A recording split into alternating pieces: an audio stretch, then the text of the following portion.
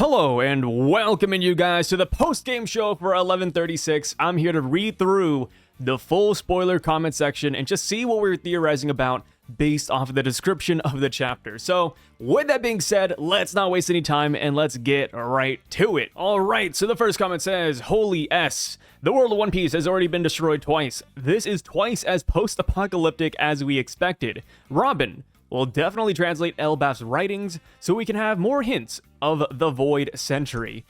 Yeah, I wonder if Elbaph's history does include the Void Century, or if it's just about the Sun God. Because they didn't really talk too much about anything else, right? They said the world was destroyed, the Sun God was there, and that's about it. There is a chance that giant history could go well beyond just the Void Century too, right? Because giants live a very long time. So if we're talking about ancient Harley texts that nobody knows about, then I think we're talking about thousands and thousands of years ago, which I don't think is super crazy to say, because since the average giant lives around 300 years, technically the Void Century would be from your grandpa's era. So it's weird that none of them know the Void Century off the top of their head, right? Like, I feel like I can recall my grandpa's World War II stories, so why don't the giants recall the Void Century to some extent? Weird. As far as the world being destroyed twice, I'm still very torn on this because I still haven't made up my mind yet on whether or not they're talking about the grand world of One Piece, right? The planet Earth that they live on, or if they're talking about Elbaph's worlds, right? Because we have the underworld, the sun world, and then the heaven world. And we do know that they refer to Elbaph as a world in and of itself, because Loki told us, this was the, one-to-one translation, but he said that the underworld was once known as the first world too. So maybe they just meant that, but we will see. Literally, just appreciate the Luffy Zoro Nami moment the most. Love seeing those. They're so rare now. Yep. And you know what else is rare?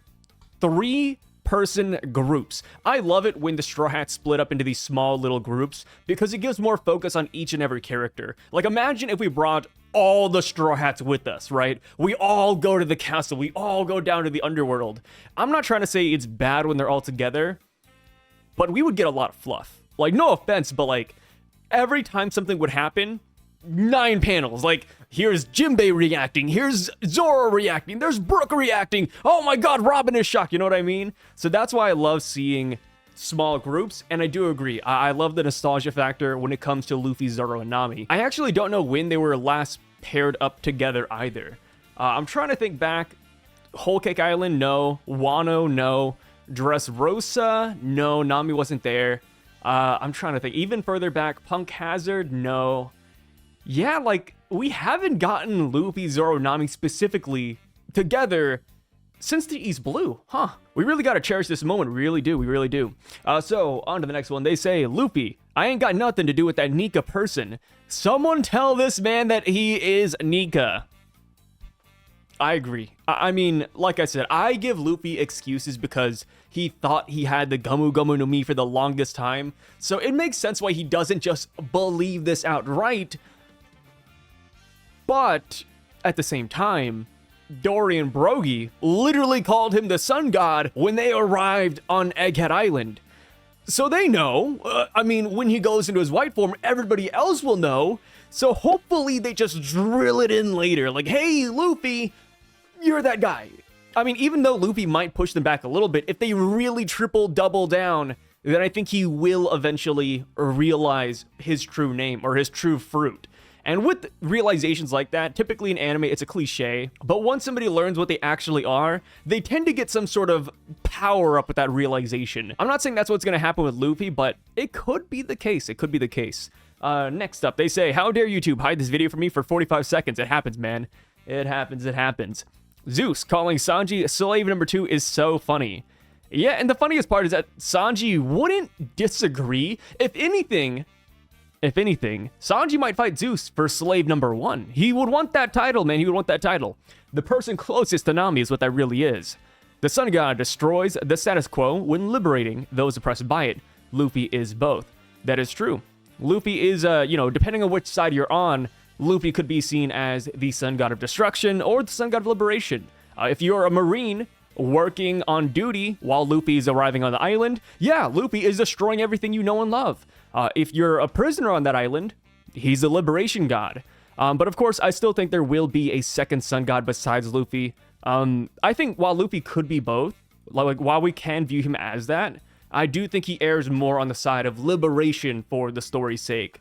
But yeah, I am a solid believer of the two sun god theory right now.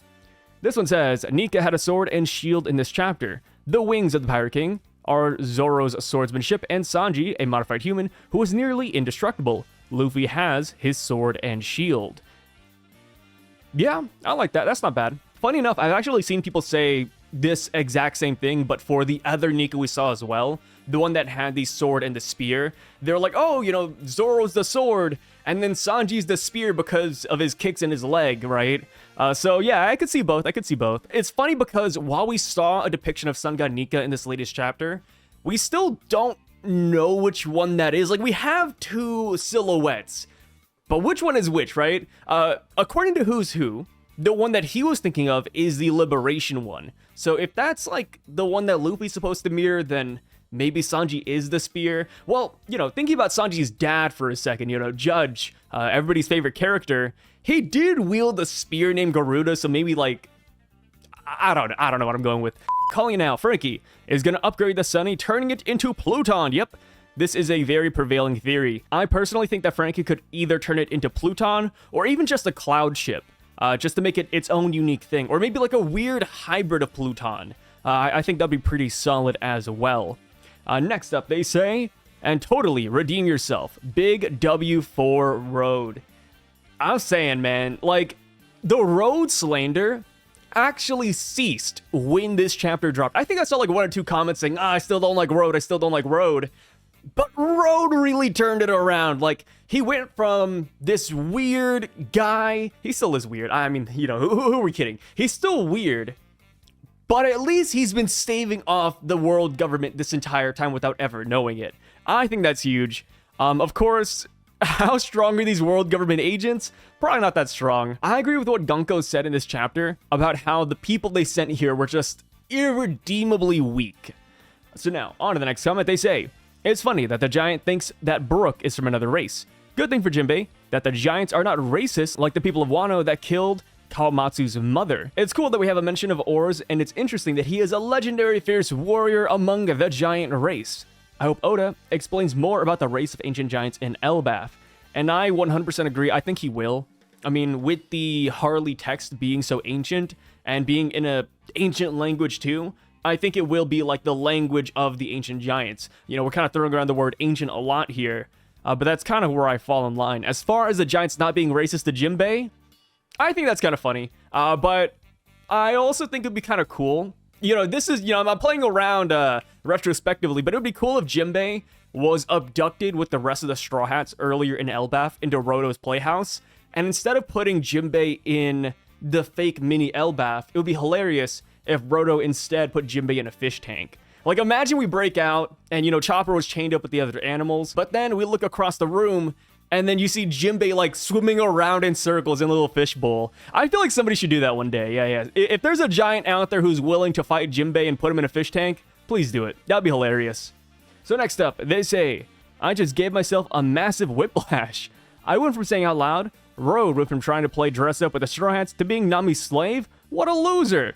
And immediately after I started laughing and said Road is amazing, since he single-handedly prevented countless world government agents from getting to Elbaph without that even being his goal.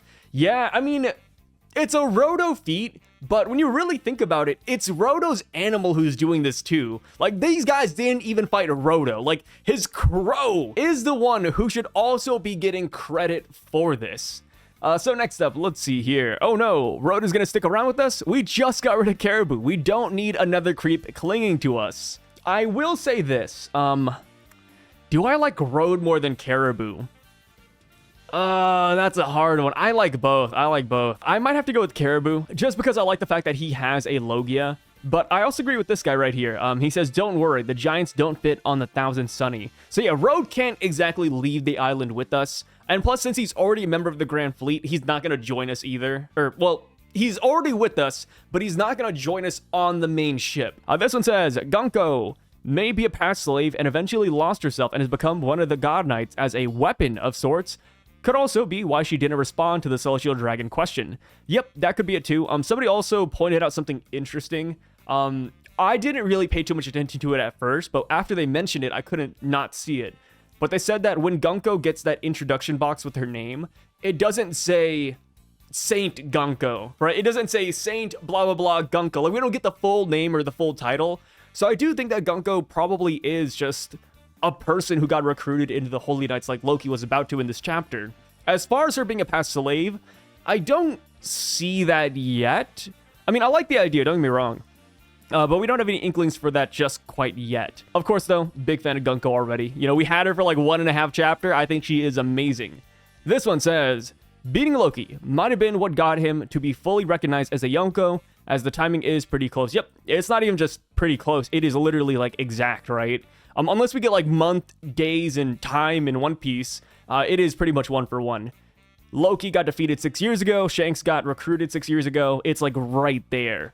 Which I do wonder, does this mean that Loki was a previous Yonko? Don't think that'd be too crazy, right? Because Blackbeard was a Yonko with a bounty of 2.2 billion. Loki in the past, before Shanks beat him, had 2.4 billion.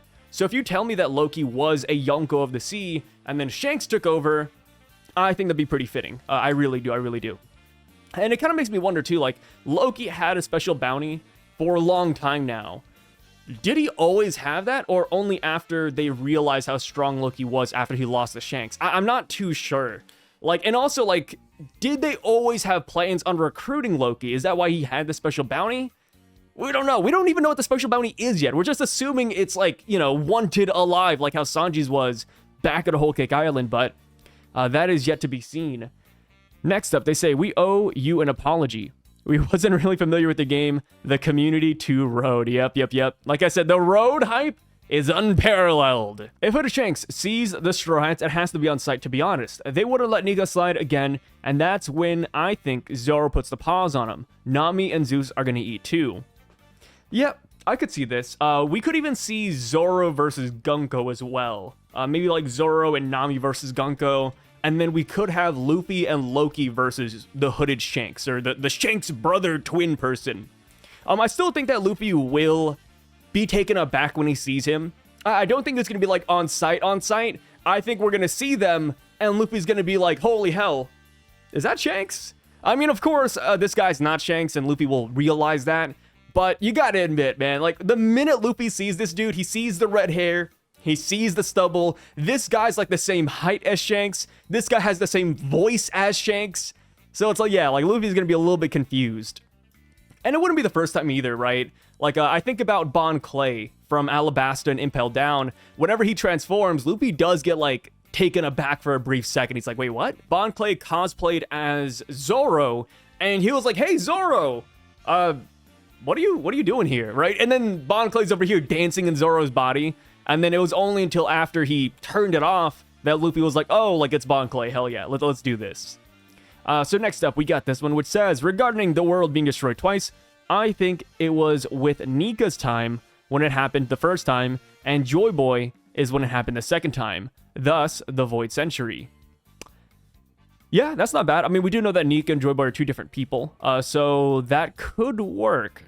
And also, who's to say there wasn't just like another Nika here too? Like, Nika did it the first time, and Nika did it a second time. Like, as long as that Devil Fruit keeps on, you know, putting itself into circulation, Nika could theoretically destroy the world many times. They definitely could. This one says, the existence of strong fighters like the Holy Knights makes Fisher Tiger's actions so much greater. Yes, I agree. But we don't know where the Holy Knights are. Like, did they participate in trying to stop Fisher Tiger? Because I don't think they did. It's a hard one because, like, a big question right now, well, not a big question, but, you know, something that people are kind of wondering about, but it's like, yo, like, where have the Holy Knights been this entire time? You know, Fisher Tiger is the prime example. Like, okay, you got the God Knights there. Fisher Tiger should have never been able to let the slaves go free. Unless we go back and, like, give him a crazy power-up, you know, give him, you know, all the hockey, you know, make this guy, like, 10 times stronger, then yeah, sure, maybe. But right now, the Fisher Tiger that we saw back in Fishman Island, if we put him and Stabs in a room, I know who's walking out.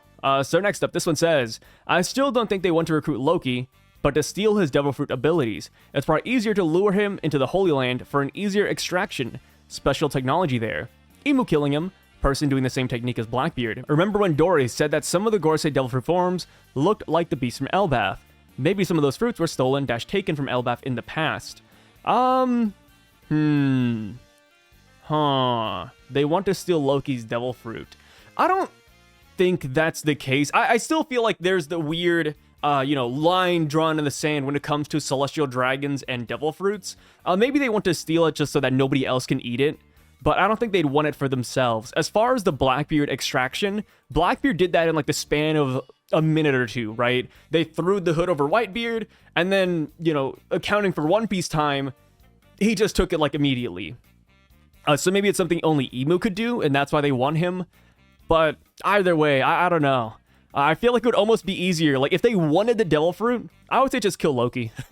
I mean, it's that easy, right? Just kill Loki, and then worry about when the fruit respawns later. As far as the Gorosei Devil Fruit forms being previously here on Elbaph, I don't think that's the case. At least how I interpreted it, it's that when Dory said, hey, like, they look similar to the animals here on Elbaph, that's because the animals are massive, right? And plus, the animals here on Elbaph, they look crazy. Like, we got the Black Wolf, we got the crazy gorilla, and then we also had that moose with like the crazy X eyes. Like, it was insane. So I think that's kind of what they meant, because the Gorosei, while they look like animals, they're still yokai at the end of the day. The thing that weirded me out is Stabs asking for information on Loki, just like Shanks did with Hungo for Kid. Also, Nami has talked to Lola about Loki, and she knows their whole story. We might get some kind of storyline between them, maybe a kidnapping, just like in Strong World, since there are similarities at the start of the arc. Okay, so first things first, Shanks and Stabs. I do love that they have that parallel where they're both inquisitive. They both want intel on their enemy before they tackle them. In Stabs' case, he wants to be able to convince Loki to join their side. But for Shanks, he wants to see his track record beforehand. It's like looking up the UGG account or Mobalytics when you're hopping into a League of Legends match. But yeah, I like that a lot. As far as Nami goes, I don't think there's going to be a kidnapping. We have to see how Loki feels about Lola, right? If Loki loves Lola as much as he supposedly does, I feel like the minute Nami brings up that name, Loki's gonna flip sides, right? If the Holy Knights had the Lola information, let me tell you, I do think that Loki would have joined them. Like, imagine Stabs and Gunko were like, hey, Loki, we have Lola, right? Like, Lola is being held in the Holy Land. We're gonna kill her if you don't join us. Would he be saying the same thing he said in this chapter about the wolf? Because when the wolf was getting killed, he said, that's the wolf's fate, If he dies, so be it. I'll just swallow the rage and use it to destroy the world. Would he say the same thing about Lola? I don't think so. I'm gonna be honest, I don't think so. I think Lola's gonna be his one weakness. Like, out of everything in the world, I think Lola's gonna be the one girl that makes Loki become a good person.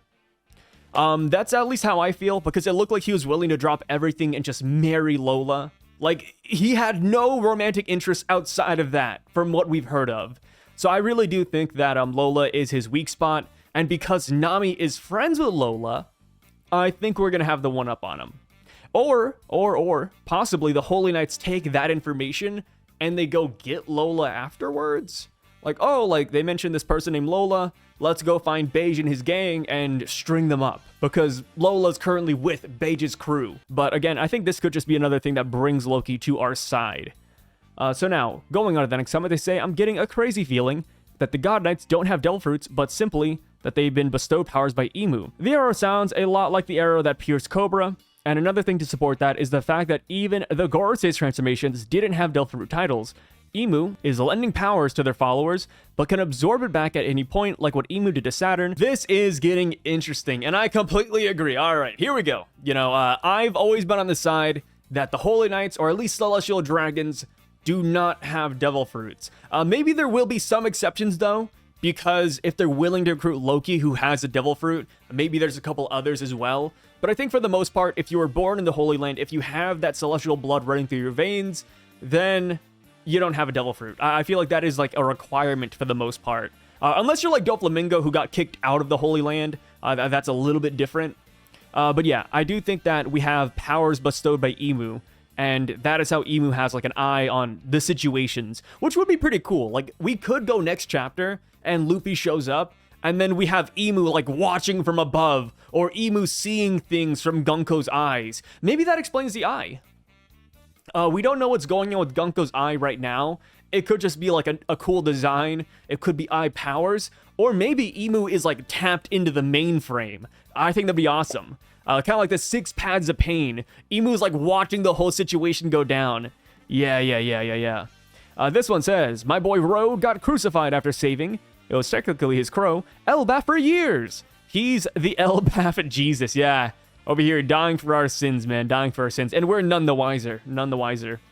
You always have wicked energy in your videos. I love it. Thank you, man. My energy right now is kind of odd because it's like 5 a.m. and I've been drinking coffee. But yeah, I appreciate it, brother. I appreciate it. This one says, I want Luffy to never figure it out. Partly because it's funny, and also because if he embodies Nika without knowing it, it makes the whole Chosen One thing make more sense, with Luffy fulfilling it just because he's like that. Also, Luffy felt comfortable around Loki, so that basically makes him a good guy. I kind of agree with this as well. Like, yes, Luffy is pretty naive for the most case, but Luffy is good at reading... He's good at reading energies, right? It's a stupid way to put it, but I also agree. As far as Luffy never figuring it out, I could see how, like, this would be a fun thing to play with, but at the same time, I feel like he's already been embodying Nika. Over here, helping people, bringing laughter to faces. He's been doing this. So I feel like even if Luffy connects the dots and he's like, oh, maybe I am Nika, I don't think that would change his personality at all. He would just keep on doing his thing, and that's what's great about it. This one says, I don't think there are 2 variants of Nika, because if you remember Madame Charlie's prophecy that Luffy will destroy Fishman Island. I think Sun God Nika is the god of liberation that comes with destroying previous rules and customs, not actual destruction. Yeah, not a bad idea. I think this kind of goes back to the first or second comment we read. But yeah, I have seen this being a growing sentiment, that Sun God Nika is just all of the above, right? God of laughter, god of liberation, and god of destruction. The main reason why I think there's 2 variants is just because of Loki right now. Like, Loki calls himself the sun god. He wants to destroy things. They've been passing that fruit down in Elbaph. So that is why I err on the side that there is a variant.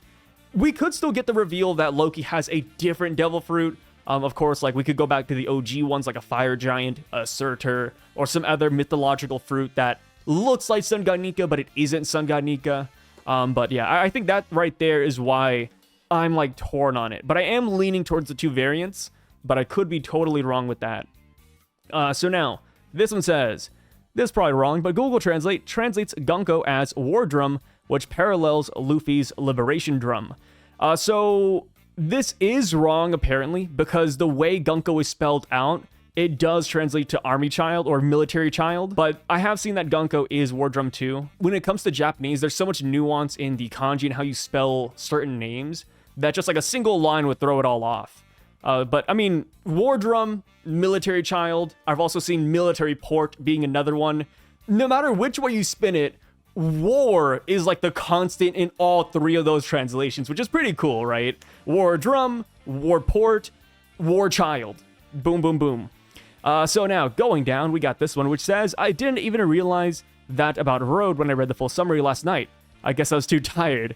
That is pretty damn cool, not gonna lie. Yeah. Thank you, Road. Thank you. This one says, theories jumping around. That the bandaged woman looks like the kid from Big Mom's flashback God Valley. What if Mother Carmel was training Holy Knights and Big Mom was a Holy Knight candidate? I could see that. When it comes to Mother Carmel, she was selling them off as, world government operatives. So I could totally see there being a reality where they scout Big Mom. I think that would make a lot of sense, and Big Mom would fit in with the Holy Knights. Of course, like, if she had no hunger pangs, the hunger pangs kind of throw a wrench in all of that. But all in all, I completely agree with this. We have another person minus the bandaged woman too, which would be the kid with the gas mask. There was a kid with the gas mask in Big Mom's flashback. We saw them at God Valley. As far as the bandaged woman goes, I guess I could just look this up real quick on the side, but I don't think there's anybody that looks like the bandaged woman in Big Mom's flashback. Alright, so I'm looking through the image right now, and I don't see anybody who looks like Gunko. But like I said, there is that kid with the gas mask who I think could be a Holy Knight, but Gunko, no. So now, going to the next comment though, they say, what if Loki was the 4th Emperor before Shanks? Yep, already talked about that, and yeah, I think that could be the case. I mean, there can't just be an empty slot, right? There couldn't have been just like, oh, you know, Whitebeard, Big Mom, Kaido, and then empty spot number 4 waiting for Shanks. No. I think Loki could have been a Yonko of the Sea before Shanks. And that right there would be really cool. Like, I would love to see, like, the OG generation of Yonko. Like, when did they start using that phrase? Right? When did they start using it? So now, this one says, this may imply that they may be of high regard in terms of status as Figurlin relatives, but they have to know their place, even amongst celestial dragons themselves. However, Garling may be the exception. Yeah, so this is in response to when I was talking about how recruited Holy Knights interact with other celestial dragons, right? Because I bet it would be really odd to be a celestial dragon, and then all of a sudden you hear about this new hire amongst the Holy Knights who actually, you know, rule over the celestial dragons and pass judgment onto them, and they're not from the Holy Land, right? Like, I feel like if Loki, for example, were to be brought to the Holy Land, even if he was given that title, how would the celestial dragons feel about him? Right? Like, you look at him and you're like, wait a minute. He's not pure-blooded. Who is this guy? A giant? You mean slave? You know what I mean? So I think that is really interesting. Like, I do want to see how the other Holy Knights get treated by the celestial dragons. Or, once you get that title, they instantly recognize you as brethren. Right? Because that could also be the case. Like, maybe they're like, oh, you know, the Gorosei gave you a celestial dragon pass card? Oh yeah, you're like my best friend now. Because I kind of wonder how York is going to handle herself now that she's going to be a celestial dragon, right? Will the other people welcome her with open arms, or will they say, you're a Vegapunk, you're not from here, get away? Alright, so now for the last comment, they say, I wonder if it was Banks and not Shanks that beat Loki, and Shanks became a Yonko for no reason. Just mistaken identity, or the world government covering up for the God Knights. I think this is a fun idea to play with, but I don't think this is the case, because Banks is asking for information in this chapter. You know, if he actually beat Loki 6 years ago, then he would already have intel about him. And then, of course, we did learn that Shanks actually beat Loki out on the open seas, and then they brought him back to Elbaph, like a delivery basket. So with that being the case, I feel like they would have noticed that, oh, the guy who brought Loki back isn't Shanks, or he looks different, or he looks off, or something of the sort. So that's why I think there's a hang up there. And now, wow, 23 replies. What is the first one? It wouldn't make sense. We've seen what Shanks is capable of. His hockey is top tier. If he was a false Yonko or fraud, we would know. Technically, even if he's a false Yonko, it doesn't mean he's a fraud, though. When he left Luffy as a kid, he wasn't a Yonko yet, but he was already a notorious pirate. Plus, during the time, he was known for battling Hawkeye. I mean, this is all true. I don't think he was calling Shanks a fraud, though, necessarily. He was just like stolen valor in a way. Shanks could still be strong, and, you know, this could still be true. This one says, theory doesn't stand a chance. The Holy Knight said they're looking for someone named Loki in the last chapter. Also, there seems to be no reaction from Loki seeing the Shanks look-alike in the chapter that's... Oh yeah, this is another one, right? This is another thing that disproves that this is Shanks. Simply because Loki has no reaction to him. Right? Shanks is the one who put him here in the first place. So you would think that Loki would be like, hey, red hair, long time no see. Or if it's not red hair, if it's Banks, he'd be like, oh, Banks, long time no see. You know, you beat me 6 years ago. So that's kind of where I fall. But yeah, overall though, guys, thank you so much for being here. I really freaking appreciate it. You know, love reading through the comments and seeing what everybody's theorizing. And yeah, I thought overall this is a great chapter. Like I said, I'm a big fan of the Holy Knights right now. We got all the designs firing from all cylinders. We are 3 for 3 in terms of designs. Stabs, Gunko, Garling. Hopefully the other Holy Knights do not disappoint. But yeah, I'll catch you guys later. Signing out.